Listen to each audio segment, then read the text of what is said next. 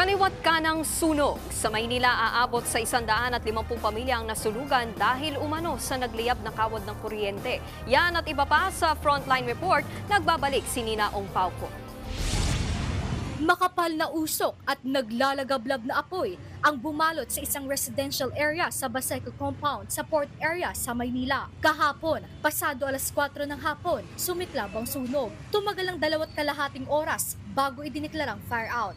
Tinatayang aabot sa 150 pamilya ang nawalan ng tirahan.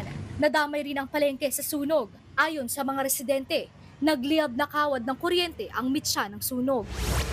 Nilamon din ng apoy ang coastal area sa barangay Banuyo sa Pilar, Sorsogon. Huwebes ng tanghali na magsimula ang sunog. Agad naman itong naapula makalipas ang 1.5 oras. Nasa 188 bahay ang natupok. Wala naman nasugatan o nasawi sa insidente. Sa Leyte, isang bombero naman ang sugatan sa pagresponde sa sunog sa isang bodega sa Tacloban City nitong Martes. Kinilala ang bombero na si Fire Officer 1 Malbas. Unfortunately, during the firefighting operation, meron tayong kasamahan nahulugan ng debris, di trusses. So nagkaroon siya ng fracture sa kanyang paa. So now, subject siya for operation.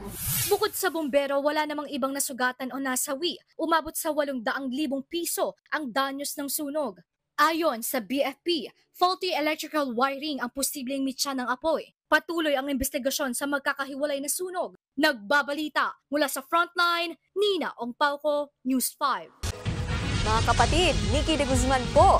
Iba na ang may alam at may pakialam sa panahon ngayon. Para sa tuloy-tuloy na balitaan sa Frontline kahit weekend, mag-follow at mag-subscribe sa social media pages ng News 5.